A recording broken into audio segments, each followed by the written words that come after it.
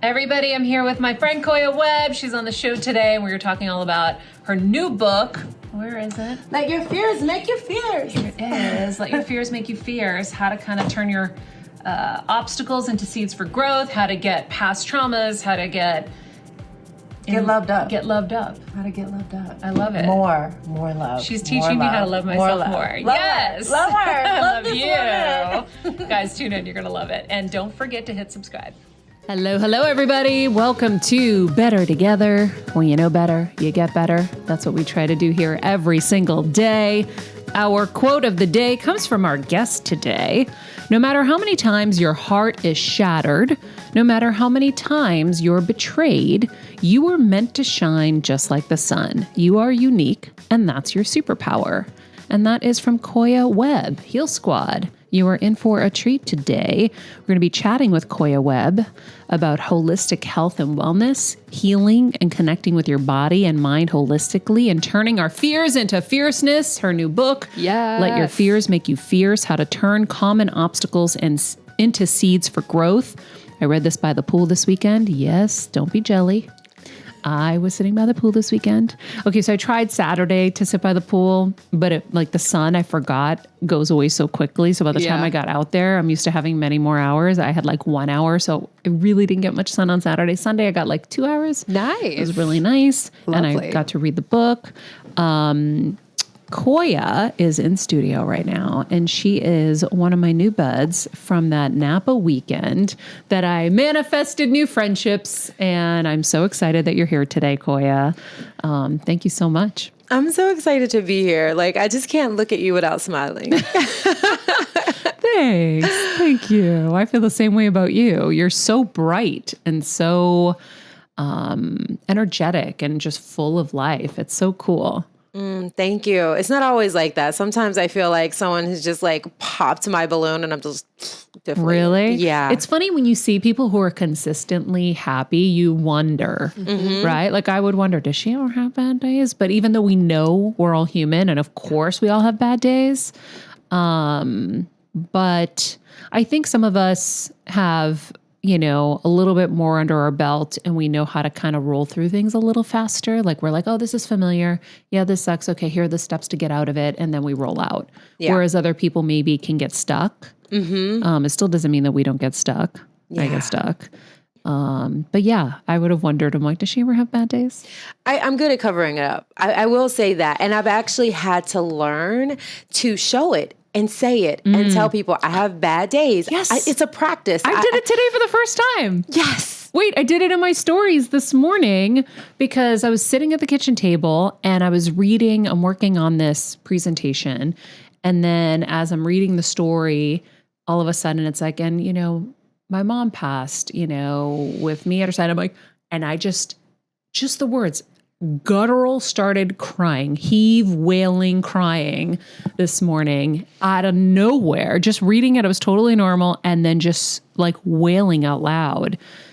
And I was something told me, I'm just take a little picture. And I was sitting with my poodle and I just took a picture and I'm it doesn't always, looks don't always appear as they do in the feed. Yeah, good for you. So, it's hard. It's hard to do that too, because no one wants to see that on Instagram. Right. I feel like they do, but we don't think they want to see it. Right. Because we think, oh, I have to be perfect. I have to be together. I'm supposed to be the inspiration. I'm supposed to be the motivation. I'm supposed to be the one that gets people out of this position that I'm actually feeling. And we don't realize that people need to know that we're human. Yeah. And again, once you've done that for so many years, so many decades, it's an unlearning that you don't have to be so strong all the time. You can be soft. You can let your hair down. You can cry. You can be angry, and people are still going to love you. People are still going to support you. People are going to still feel like you're an inspiration because they actually know oh, you mean just like me, you get sad? Just like me, you get angry? And so I realized that people don't think I get angry. They don't think I get sad. And so now I have to share. I was angry when this happened. I was frustrated here. When normally I'm just oh, I'll keep my frustration inside. I'll keep going. But I realized that as a leader, people need to know I'm having these emotions so they don't feel bad or like Yes. they can't show up when they have these emotions. Yes. You are not your emotions. You are love, period, point blank. We all go through all the spectrum of emotions there are. Yeah. I know it's a lot. It's a lot. We just went deep. Lot. Well, It's a lot. All the emotions. I didn't do your intro because you're just sitting here, and I feel like I wanted to just introduce you and talk with you instantly. But just so you guys all know, Koya is an internationally recognized yoga teacher, celebrity holistic health coach, author, speaker, vegan activist, whose core mission is to promote daily self-care, oneness, and eco-friendly living to combat some of the world's biggest challenges, including mental health, anxiety, social injustices, and global warming. As a former competitive track and field athlete training for the Olympics, which you'd read in the book, Koya got introduced to yoga after a debilitating track injury. Once recognizing the physical and mental benefits of yoga, she shifted her focus to yoga, personal training, and life coaching, and combining the work ethic of an athlete and practical holistic health practices that anyone can follow to live a healthy and active lifestyle. She shares all of this in the book, and kind of how she has let her fears make her fears and how she's overcome some pretty tremendous challenges. You read about people like this, and you read about, their inspiring journeys. And when you see like the different, reviews, or what do you call these things in the beginning of the book? Not reviews. Acknowledgements, maybe? Yeah. Or like, hey, buy this book because it's awesome. What do you call them? I've written how many books and I don't even remember. I know. So Cory Booker, U.S. Senator, says, I celebrate Koya. She's not just a friend, but an inspiration. By the way, everyone says you're an inspiration. Koya's voice is needed in this world. She shares her stories of transformation skillfully and gives us clear and easy to digest mind and body recommendations to process fear and challenges to live a healthier lifestyle. Her vulnerability and leadership shared in this book will inspire readers worldwide to practice daily self-care mentally, spiritually, and physically. And as a fellow vegan, I know she's taking all the steps to make the world a better place. I love Cory Booker. He's amazing. So everyone I read was like, she's an inspiration. And then as I then went on to read the book, you're like, damn, you've gone through a lot. And you found your way out, and now you're helping others find their way out. And so I'm super excited for you to be here to help all of us. In fact, my husband woke up this morning feeling a little lost. And I literally picked up your book and started reading to him. Oh my goodness. Wow. Yeah. That's so beautiful. Yeah. And specifically, the parts that I was reading was how living as a creator can get you out of kind of victimhood. He's not in victimhood, but I know that creativity gets him out of like ruts and out of sad places. Yeah. And that was a really interesting thing. And we'll get to talking about that and how to be a creator to help yourself get out of it. And then never calling it failure. I read that to him. How did the situation make me stronger? What can I learn from that experience? I think the more we implant that in our brains and really kind of get comfortable with that, the better we're all going to feel, because we're so hung up on failure. Yeah. And I know he is. He's like, I feel so guilty about different things in my past. And I said, but you're not the same person. Right? You've grown. The reason you feel bad now is because you see it through the eyes of your new self. Yeah. Right? Yeah. But if you didn't have that new self, you would never see it. Exactly. You'd actually probably be laughing or thinking it was funny if you were unkind to someone or you did something bad. Yeah. No, you're seeing it through your new evolved, grown eyes. So that's a good thing. Right. And that's all we're going to do our entire lives is grow and evolve. And just when you were reading like inspiration, I was just like thinking like, wow, like that means people are seeing me in spirit, because I see inspiration as being in alignment with spirit. And I talk about it in my book, like aligning the chakras, aligning with love. And being in spirit, it doesn't matter what you do. It doesn't matter what you've been through, what you've done wrong, how you've been hurt and harmed. But you can always choose to align with love. You can always choose to align with God. You can always choose to align with spirit and just come back. Just come back. Like we are at our core spiritual beings. And once we align with that, everything else we can just let go. Yeah. How do you do that though in that moment? It is a daily practice. Just what you did. So what you did this morning was like you brought spirit in with a book, with affirmations, with reading something that was inspirational to you. So we can do it through other people. We can do it through singing, dancing. I have my playlist in the book. I know. I saw. I was like, I got to create this. Yeah. Meditation, yoga, breath work, cycling. There's so many ways that you can bring yourself in alignment. And every person will have their own ways. Like we might have some in common. You might have some things you like. I might like something different. Every single person listening has that responsibility to find out what brings you joy. Because no matter who you are, bad things are going to happen. Yep. Different, mentally, maybe spiritually, maybe physically. Some of us, all of them. If you have a high call in your life, you're going to experience it all. Like, right? Isn't that so funny? Can you say that again? Because I don't think people realize. I mean, yeah. The more you want to do in life, the more you step into your purpose, step into your mission, commit to shining full out. It's like you're saying, I want to go to the next level. I want to go to the next level. And it's like school. When you want to go to the next level, you get what? Tests.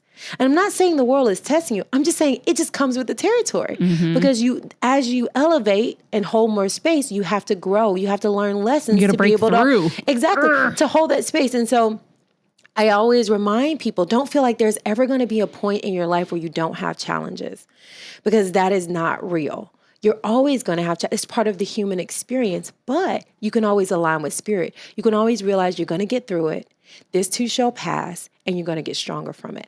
And when you have that type of mindset, you don't let it bog. It still hurts. It doesn't mean it's not painful. It still hurts, but you don't let it take you out. Even if you rest, you recover, but you realize, all right, this too shall pass. That's why I named my company Get Loved Up. What do I need to do to get loved up?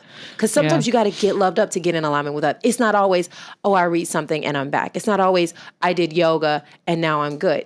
Sometimes, especially if you've been having it's just like microaggressions. When people do little things and over time it wears on you. When you're in toxic situations in work, when you're in toxic relationships, it didn't just happen one day. You've been experiencing it over and over and over, and you didn't say anything. So no, you're not just going to read one quote and all of a sudden those years of toxic abuse, they're not going to disappear. It's going to take lots of quotes, lots of massages, lots of yoga, lots of meditation to release that energy from your body. And we're all energetic beings. So what I like to teach people is that when you realize you're an energetic being and you learn what gives you energy and what takes your energy, you are empowered.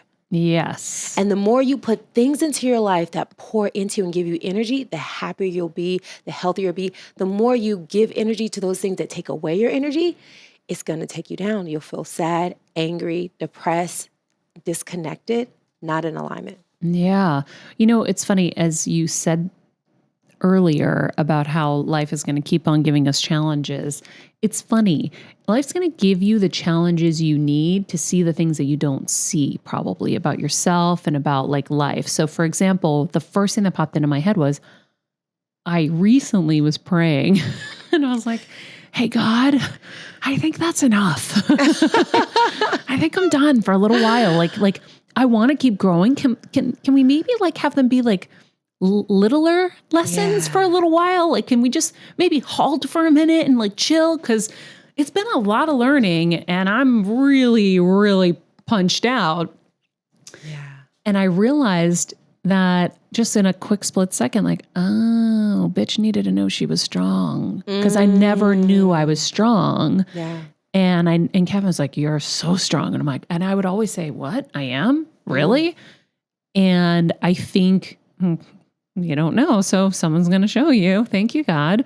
Just keeps giving you all the things to make it so concrete, clear that you are stronger than you could ever imagine. And for someone who never owned her power, unless it was for somebody else, for me, now I'm realizing kind of full circle, oh, so then if you know you're super strong, maybe then you would own your power more. And that's really what I've been probably needing my whole life. Ashe, Boom. ashe. I love that. And you know, what I talk about in the book is like your solar plexus, like that's your power center.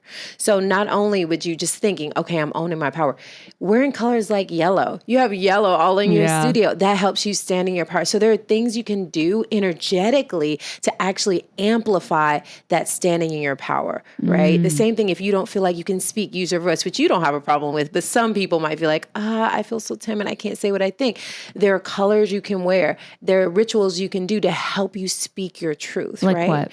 So one thing I like to do, especially when we're speaking, is first journaling, writing down what you feel. Because a lot of times we're not sharing what we really feel. We're keeping it inside. You know, when we have that lump in our throat, it means something. It means energetically you're blocked, right? And so what do you do to remove that block? Just, again, it's different for everyone, but if you start journaling, you can start to feel like, oh, okay, I'm getting this out. Some people, it might be singing. You can sing to remove and express yourself. You can make videos, you can do chants, poetry, whatever type of expression. You can dance, but once you do it, you feel a release of energy. And then you try, okay, like, now let me speak. Some people yell just like, just yell as loud as they can, and then they say what they have to say. So I suggest first journaling is my first go-to, singing any type of expression, and then trying to communicate your feelings either to the world or to someone you really love and trust. I love that.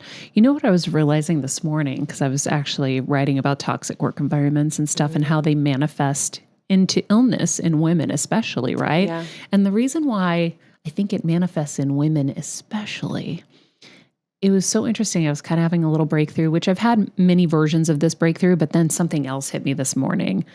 So when we're young, now maybe the newer generations aren't dealing with this, but like my generation, your generation, Yeah. all I heard growing up with my brother was he's different. He's a boy. It's different for boys. Right. Right? So he could stay out late. He could do whatever he wanted. They weren't afraid for him, but I had to be afraid. I had to be afraid because someone might hurt me or take advantage of me or kidnap me or do something bad. I had to be perfect. I had to be a good girl. I couldn't speak. Like you have to just be quiet and good, right? Like that's how and the perfectionism that's like ingrained in us as young girls. And then I realized, oh, well, really, what's the difference as adults? Because that's how the adult thinking, the adult mind is. Yeah. So when you go into the workplace as a woman and you watch your male counterparts be able to do whatever the fuck they want, right? Which is what I experienced. They could do whatever the fuck they wanted. They could literally be dicks all day long. And they were praised because nobody would touch them because, I mean, God forbid you want to go up against him. He's tough. But God forbid we speak up and say we need something. We're divas. They instantly shut us down. Quiet, quiet, quiet, quiet. Yeah. And then what happens? You get that lump in your throat that becomes thyroid disease, right? Yeah. Yeah. It's so common because like you said, we're told, be seen and not heard. And that is blocking our energy of expression, which is who we are. Like we are vibrating at this high level, at our highest and greatest vibration. We are speaking our truth. We're standing in our power. Like I can go through all the chakras. We feel safe and secure. But let's just go through what you just said, because I want to take us on this journey through the chakras. The first thing you said is like, I don't feel safe. That's your root. So once your root is off, it affects your entire body. If we don't feel safe, we can't even functionally as our highest and greatest self because we don't feel safe. How do we get to feel safe when, for example, I'm at Tony Robbins' seminar, and one of the most powerful moments at his seminar was when he said, hey guys, raise your hands if you ever feel unsafe walking down the street. And like 5 out of 15,000 people raise their hands. Women, how many of you feel unsafe walking down the street? And every woman's hand goes up. Right. And you're like, holy shit. Think about the energy that is that we express every day, just living in fear, walking out the door. Yeah. Right? Just to go get gas, I'm terrified. I don't want to be in any kind of vulnerable position at any time because I'm scared, because I have been shown reasons to be scared. You, my friend, have gone through it on a whole other level and from people you trusted, which we'll talk about at some point. But we are also taught, like I said, as little girls, to be scared of what's possible. Yeah. So that's just something that's in us. And for good reason, unfortunately. So how do we keep a balanced chakra when we're terrified? And then again, terrified as adult women, stand by, and then terrified as adult women to actually speak your truth and be honest, because then the way they counter you, and if you watched impeachment, you will see Monica Lewinsky getting completely bullied, completely manipulated, completely tortured for speaking her truth. Because they will lie, they will come at you, they will say anything to discredit you. Yeah. So now how are we supposed to be honest? My philosophy, like seriously, you went there, so let's go there. Let's go there because this just taking needs off my to be sweater, like, I'm take hot. off your sweater, girl. She's like, what are we doing about this? Like seriously, my philosophy is fear is feedback.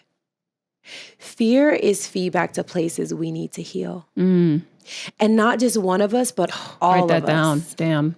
All of us, right? If all of the women in the room are afraid, that's where we need to heal. And it's not just a woman problem. It's not just a man problem. It's a us problem. We all got the problem. Yeah. You know, woman, Black woman, like fear on top of fear is anxiety, right? So once we see that, we have to do something about it. We can't just look at it and say, oh yeah, everyone's scared. Okay, next thing, let's go on to the next thing. No. Is there any way in this moment that you can feel less fear? What would make you feel less afraid? Maybe if you turn to your partner of the opposite sex and look at them in the eye and say, I love you. I see you. I love you. I see you. That simple exercise. In that moment at that conference, if he asked that question again, I bet half the women would feel more safe.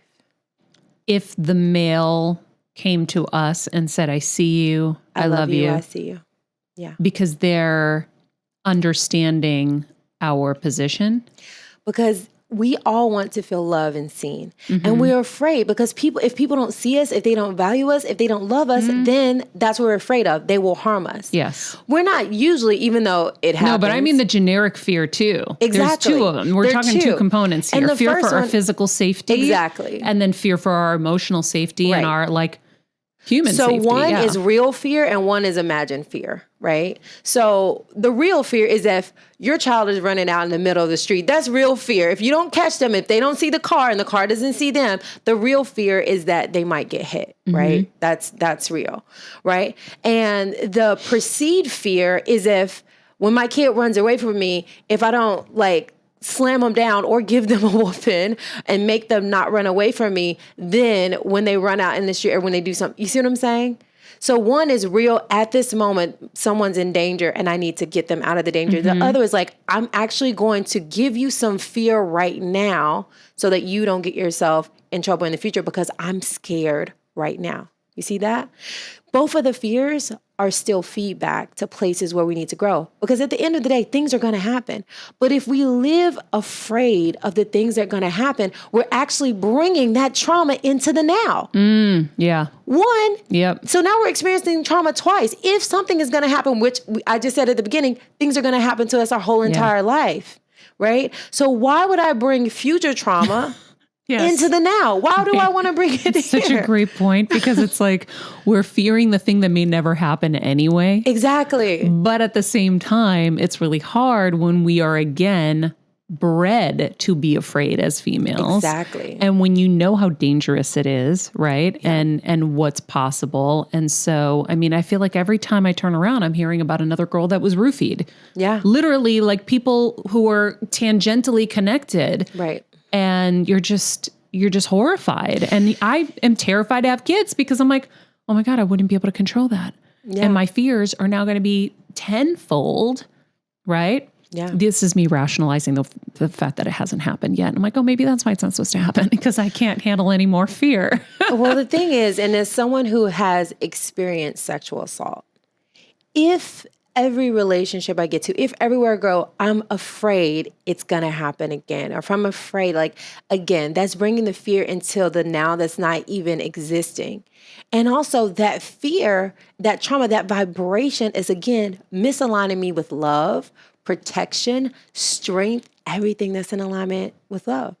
So I grew up just like you, afraid of what I was wearing, afraid of what I had to say, afraid, right? And so we know the energy that we put into something, and not to say that things are going to happen just because you think about them. But those fears are feedback like, oh, okay. Like you said, is this a lesson that you want to learn, that you could still be loved if this happens, if that happens? In life, no matter what happens to us, we are asked, can you still be loved? Can you still align with love? I was just on a podcast with my dear friend, Londrell, and he said something differently than I normally say it. And it made me look at this quote differently. By the way, I love that you're actually crediting him. I hear so many people adopt what other people say and they just make it their own. And it's so frustrating to me. I know. So I'm like, it doesn't hurt to just say, oh, this person told me this. Anyway, go ahead. And I'm actually going to credit someone else first. So my spiritual godfather, Michael Bernard Beckwith, I started going to Agape, and it was like, I learned, we are spiritual beings having a human experience. And I wrap my mind like we're a spiritual being having a human experience. I love that line. When I experience sexual assault, what helped me heal is I realized like I am not what happened to me. I am a spiritual being, and that is something that happened within my human experience. And I don't have to attach to it. What Londrell said about a month ago when he came on my podcast, which blew my mind, is that we are spiritual beings having a spiritual experience. And I was like, not a human experience. And what it gives you the opportunity to do is no matter what's happening to you in the human experience. Doesn't kind of matter. Because you align spiritually. You feel it? Yeah. So it's like every moment is sacred. Even this moment with you, it's like, it's sacred. Like I can get like caught up in like the past and what happened to me and the trauma and like, just like have a moment, right? Like, of anger or frustration. And then we can come into this moment of connection, of sisterhood, of community. And it's like, what's the problem? We're spiritual beings having a spiritual experience. And so when you take the power, and I love that he said this, like we at any moment can remove it from this fear, from this frustration. It doesn't mean it disappears. It doesn't mean the problems in the world disappear. There are still places we need to heal. But at any given moment, you can align with love and bring yourself back to a spiritual experience. And that is empowerment. And that's what people listening, if you feel depressed, if you feel down, if you feel sad, bring yourself back to the now. You know what's interesting about that? Is I feel like I had the most amazing conversation with Deepak Chopra where he talked about kind of, how much of a speck we are in this universe. Like the Milky Way is still a speck in the universe and whatever. And when you think about a spirit having a human experience, the human experience is so less than a speck. A speck divided by a billion multiplied by, 0.00001 divided by another billion. But the spirit is so much bigger than the human experience. So in a sense, even though this is sacred, none of this fucking matters. Yeah. Because it's the spirits that are aligning matter, right? And the love that's aligning matters because that's what is bigger than the little things that happen to us and around us. And that's, I think, what's like so cool about that. Right. Because you don't get caught up in the human experience when you focus on the sacred. It's like a healthy compartmentalizing. It's a health.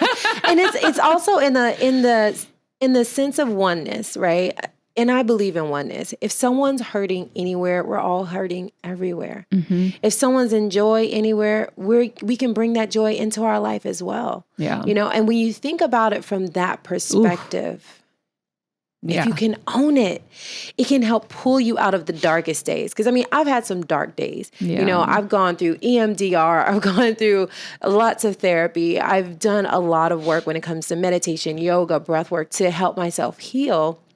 And what I realize is that I'm not going to ever stop doing those things in this human experience because the more that in this world, especially as an empath, the more I'm receiving, the more I need to process, right? And when you energetically receive the news, receive social media, receive all the things that separate you from love because they put you in a state of fear, you need just as much aligning yourself with love, right? You can't go all day with the news and with social media without your meditation, without your yoga, without your best friend telling you how great you look, without the foods you love, without the drinks you love, without all the things you love. Because again, it's an imbalance. And that's what's happening in the world today. There's yin and yang. There's light and dark. That's never going to stop happening. What's happening is that we're out of balance. We're so piled up with so much fear that we can't see the sacred, we can't see the love, we can't be in gratitude because we're overwhelmed with the darkness. And so my goal, with my book and what I do is just bring the light, bring the love, acknowledge the darkness, acknowledge how we need to heal, acknowledge how we need to stop attacking people in the street, acknowledge how we need to stop neglecting ourselves, neglecting others, and neglecting our planet. How can we stop doing that? Talk about that, but also live in the now of, and we're still here. Yeah. And we are breathing. And if we're breathing, then we have an opportunity to heal. I love that. All right, guys, we're going to pause it right here because this is such a great conversation and it's a lot of information. So I want to break this up into 2 parts for you guys. Kels, I can see in the booth that you are very moved. So tell me what you're feeling. Okay. The first thing that stuck out to me that I wrote down and just starred about 14 times is the more you want to do and kind of like if your purpose is larger, the harder it is. It's so true. It's so true. Anybody I talk to that is like kind of very successful and in their arena has a lot of shit that happens. Yep. And so it does kind of come with the territory. And a lot of us have all kind of realized that it happens for us so that we can grow and then we can learn and share. Right. And I think you've heard that thread with different guests on the show.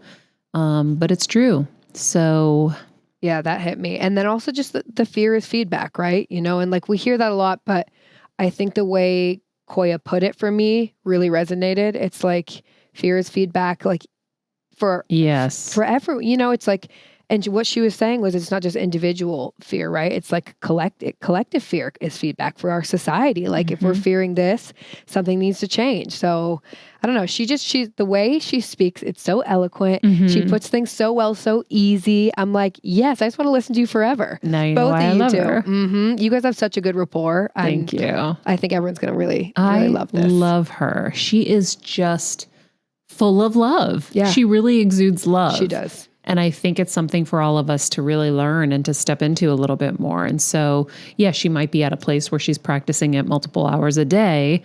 And for us, that just seems so impossible, but we can chip away. Absolutely. Right? We can start to do a little bit more and a little bit more and a little bit more. And maybe you start to put things in your schedule like, okay, 8 p.m. I'm doing a bath and I'm not going to answer my phone. Yep. 8 p.m. I'm getting in an Epsom salt bath and that's my love time. At, 7 a.m. I'm going to do my breathing exercise or whatever. Like I woke up early so that I could get on the treadmill for 10 minutes. But that's it. That's great. But that was it. I was like, okay, I did something for myself, for my health, mental, physical, and otherwise. And so, we have to carve that time out. And, getting to 50-50 is, that was crazy. That's a lot. Yeah. But you guys will hear that. It's crazy to us, but it's like, it's not crazy to Italians or Greeks over in, in that part of the world. Yeah. We're the crazy ones. Yeah. And Maria's talking about self-love, you guys, and you'll get that in the second episode. So that was a good setup. Whew, she's going to blow your mind. Blow your mind. Blow your mind. But you're right. I think that we often think we just have to jump all in, go all in. You're like, okay, well, I don't have time for 2 hours to meditate in the morning. No one's telling you to. Do it for 5. Yeah. Do it for 5. It's just the point that you are carving out time for yourself. Right. And that's why, like I was saying to you guys too, I really want to find a way where we can go explore these other places and have this be like a full, rich experience. Yeah. Like I think that all of that is possible. I do too. And so why not? And why not do it and show everyone else that you can do it and it is possible. Yeah. Boom. All right, guys. Heal Squad. Tune in for part 2.